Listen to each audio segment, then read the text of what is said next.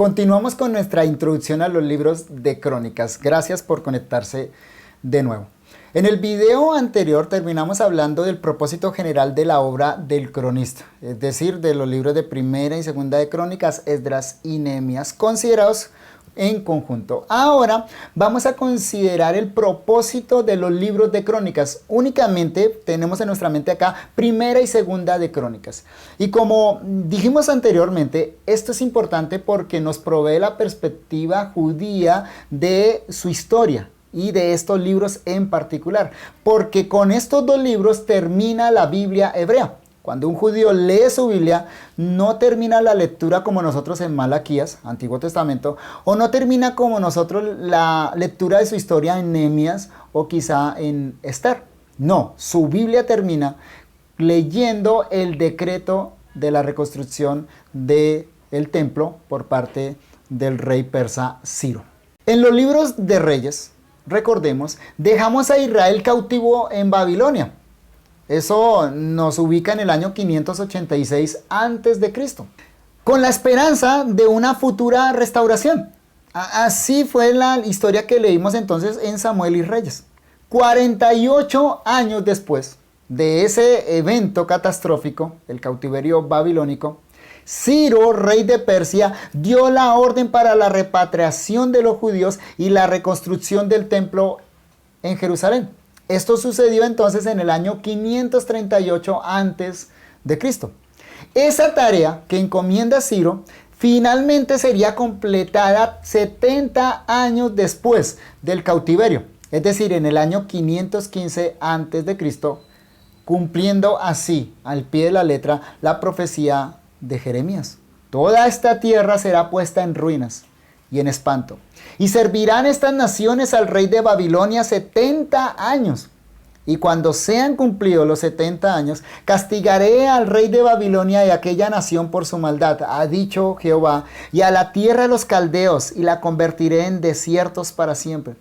Y traeré sobre aquella tierra todas mis palabras que he hablado contra ella, con todo lo que está escrito en este libro, profetizado por Jeremías contra todas las naciones. Porque también ellas serán sojuzgadas por muchas naciones y grandes reyes, y yo les pagaré conforme a sus hechos y conforme a la obra de sus manos. Jeremías 25, 11 al 14. En el gráfico podemos observar ese evento histórico enmarcado. Entonces, repito las fechas. Año 586, la destrucción de Jerusalén a cargo de los babilonios.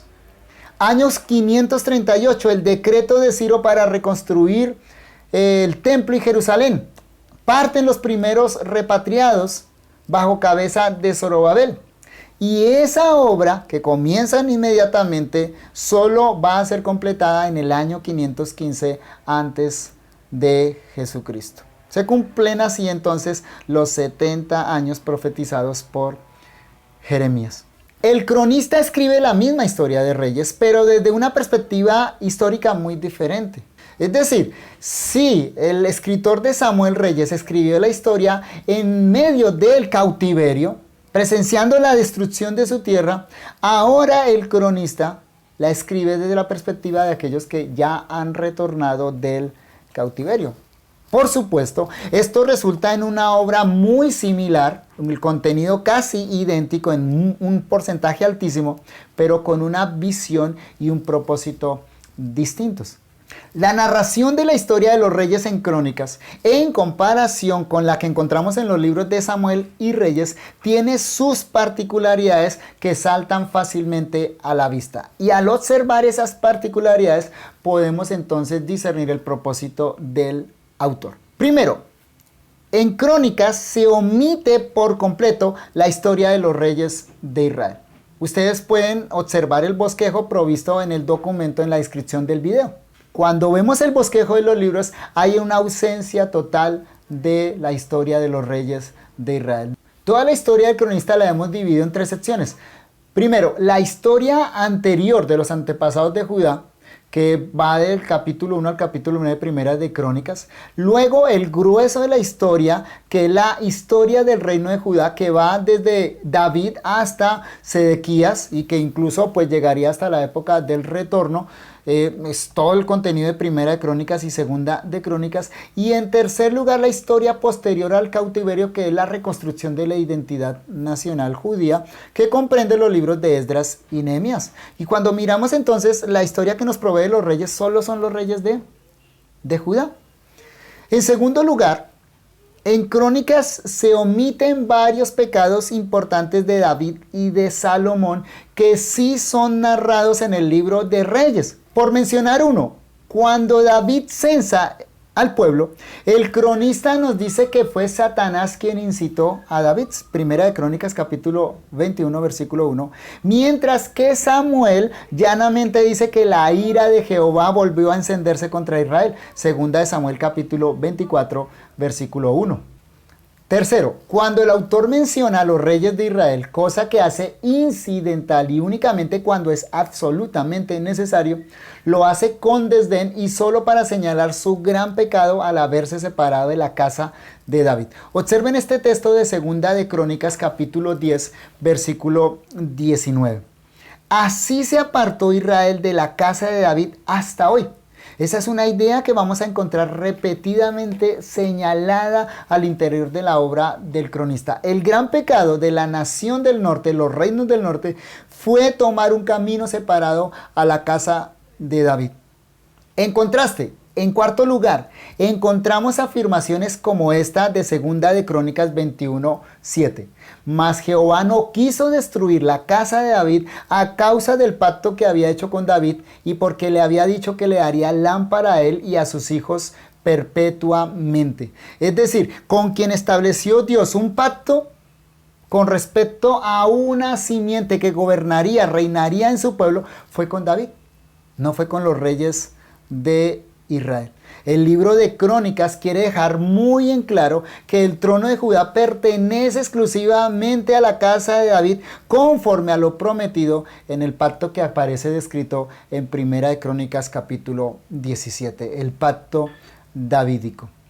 En quinto lugar, al cronista le interesan las genealogías, pero particularmente porque legitiman el trono de David. Ya dijimos en el video anterior que las listas genealógicas proveían un marco para la pureza racial de Israel.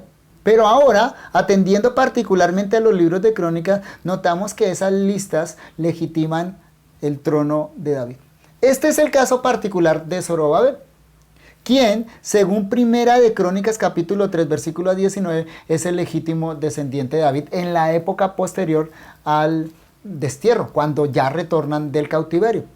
Tal vez por esta razón su nombre en la Septuaginta, el nombre de estos libros, es Paralipomenon, cosas omitidas, mientras que en el texto masorético su nombre es Divrei Hayamim, palabras de los días, es decir, las crónicas de los reyes de Judá.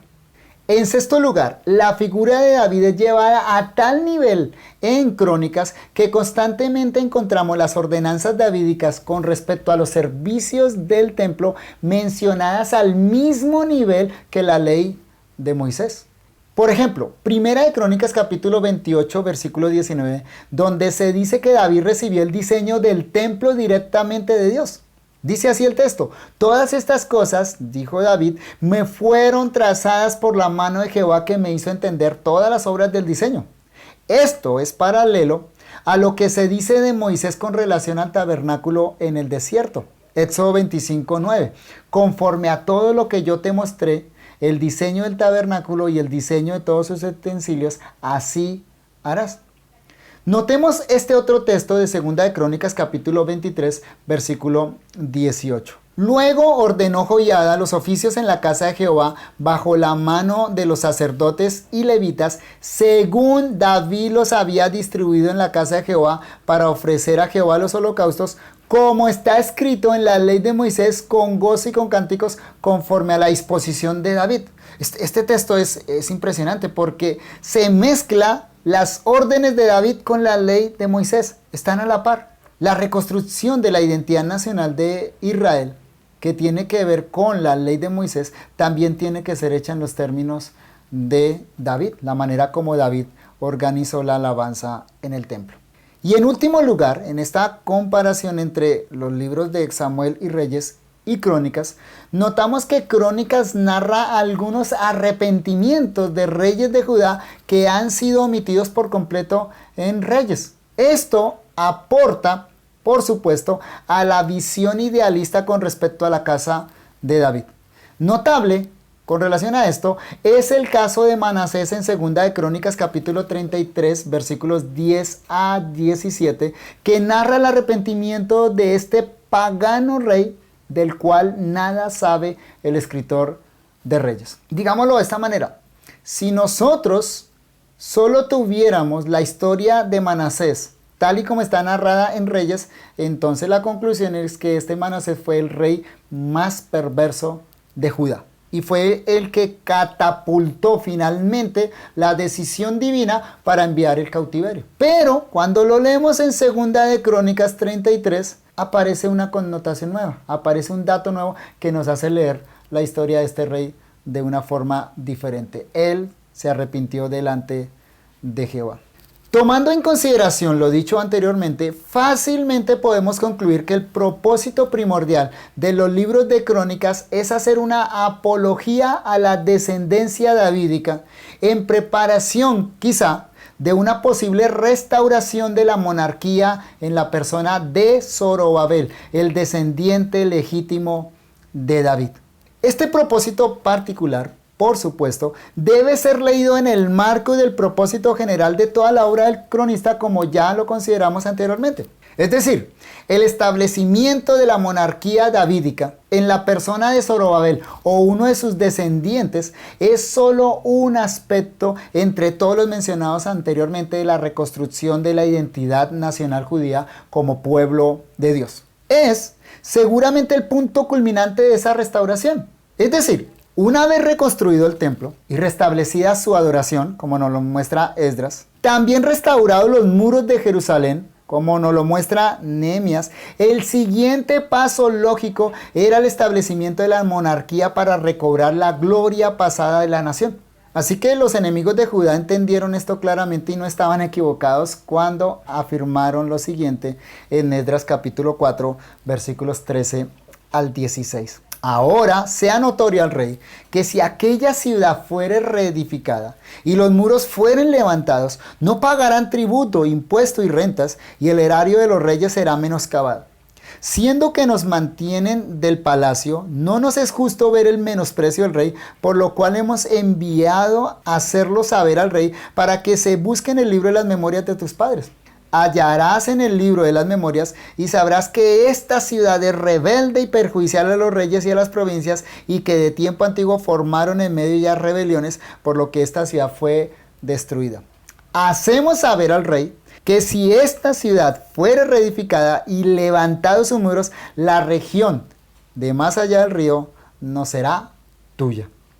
Y evidentemente ese era el propósito de la reconstrucción de la identidad nacional de Israel. El caso es que no lograron hacerlo en esta época ni en ninguna época posterior, porque el plan de Dios no era como ellos lo habían leído. Es decir, Dios sí les envió finalmente un descendiente de David que reconstruyó el reino de David, pero no en los términos que ellos lo habían entendido. La reconstrucción de ese reino tenía que ver con un reino no nacional, simplemente judío, sino con un reino universal que congregaría a gente de todas las naciones. Y no con un trono literal en Jerusalén, sino con un trono celestial, tal y como nos lo enseña el Nuevo Testamento. Muchas gracias. En el próximo video abordaremos ya el contenido de Primera de Crónicas. Dios los bendiga.